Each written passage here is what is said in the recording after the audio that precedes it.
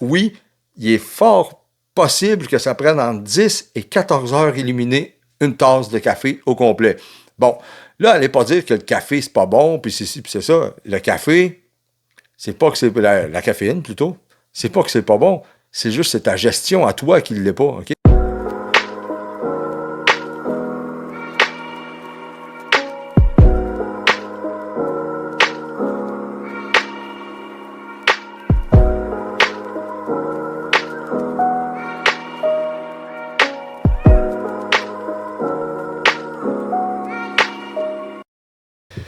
Comment ça se fait qu'il y a des gens qui prennent un café le matin, pas capable de s'endormir. Il y en a d'autres qui vont prendre un café le soir, ils vont très bien dormir.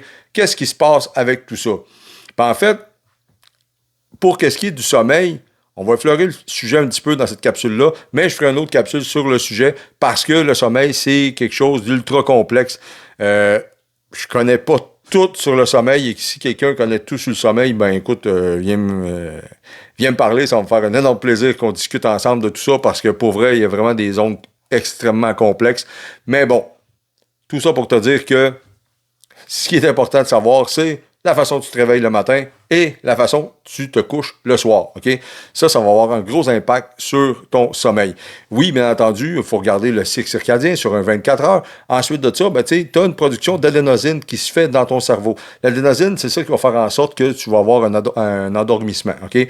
Donc, on pourrait aller plus loin au niveau du sommeil, mais comme je l'ai dit tantôt, je ferai une autre capsule sur le sommeil. Mais l'adénosine, plus tu avances dans un 24 heures et plus tu en produis. Donc, ce qui se passe, c'est que ton cycle circadien, mais il reste pas mal tout le temps le même. Et l'adénosine, elle, ben là, c'est ça. Là, on appelle ça en anglais le sleep pressure.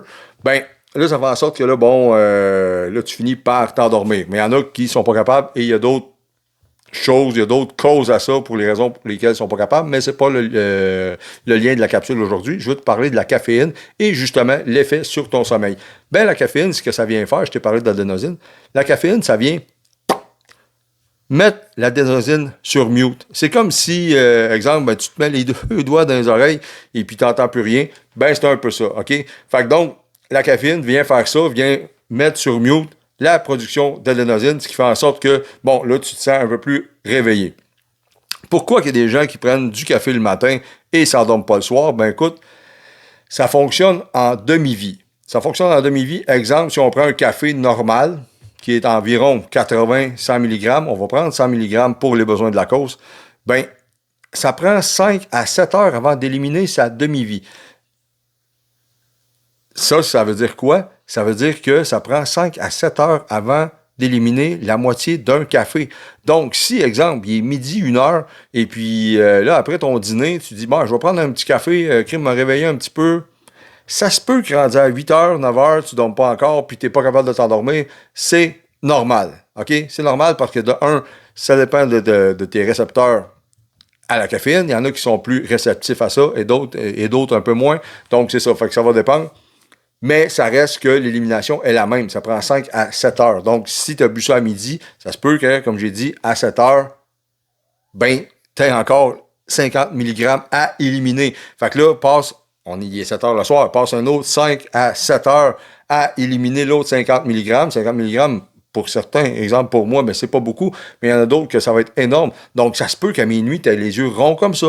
Fait que c'est tout à fait normal. Donc, oui, il est fort possible que ça prenne entre 10 et 14 heures éliminer une tasse de café au complet.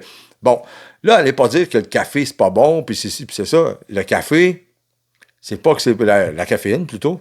C'est pas que c'est pas bon. C'est juste c'est ta gestion à toi qui ne l'est pas, OK? Parce que, tu sais, le café, c'est un peu comme l'alcool. C'est la substance la moins surveillée et la deuxième plus vendue au monde, juste après l'alcool. Fait que, tu sais, c'est normal qu'à un moment donné, les gens ont peur de la caféine parce qu'il y a eu plein de trucs sortis par rapport à ça. Mais c'est juste de donner un coup d'épée dans l'eau, de dire que la caféine, c'est mauvais, puis c'est le yaourt, puis c'est ci, puis c'est ça. C'est, comme je l'ai dit tantôt, c'est toi, c'est ta gestion à toi. Donc, qu'est-ce qu'il faut que tu fasses si tu veux mieux dormir? Ben écoute, si tu as tout regardé les paramètres par rapport à ton sommeil, ce que je veux dire, c'est que ta gestion du stress dans la journée va assez bien. Tu as justement coupé la caféine parce que tu n'arrives pas à avoir des bonnes nuits de sommeil. Parce que dis-toi une chose, que si, exemple, tu t'endors et tu as besoin de faire une sieste dans l'après-midi, ben les chances sont fortes que ton sommeil n'est pas récupérateur. OK? Les gens vont me dire, oui, mais c'est normal de faire une sieste. Non, c'est pas normal de vouloir faire une sieste. C'est juste parce que ton sommeil, il est pas récupérateur. Donc, à ce moment-là, oui, tu peux consulter quelqu'un. Qu'est-ce que je peux faire pour que mon sommeil soit optimal? Bon, mais est-ce qu'on peut t'aider à mieux dormir? Oui. Est-ce qu'on peut t'aider à optimiser ton stress dans la journée, optimiser toutes tes phases de la journée? Parce que ce qu'il faut que tu saches, juste en terminant, c'est que le sommeil commence en te levant le matin. OK? Fait que la manière que tu te lèves le matin et que tu passes le reste de ta journée va faire en sorte que tu vas dormir bien ou non. Mais ça, c'est un autre dossier. Je ferai une autre capsule sur le sommeil. Écoute, si tu as aimé l'épisode, tu peux laisser un 5 étoiles sur Spotify. Tu peux t'abonner à la chaîne YouTube. Tu peux aussi t'abonner à mes différents réseaux sociaux, me rejoindre sur Instagram, le Luc Plante, barre en bas, ND. C'est le même nom sur Facebook, Luc Plante Naturopathe. Et puis aussi, j'ai aussi un groupe privé qui s'appelle le LPN, Holistic Nutrition. Bref, je te laisse là-dessus. Mon nom est Luc Plante, je suis naturopathe et on se revoit aux prochaines vidéos. Salut!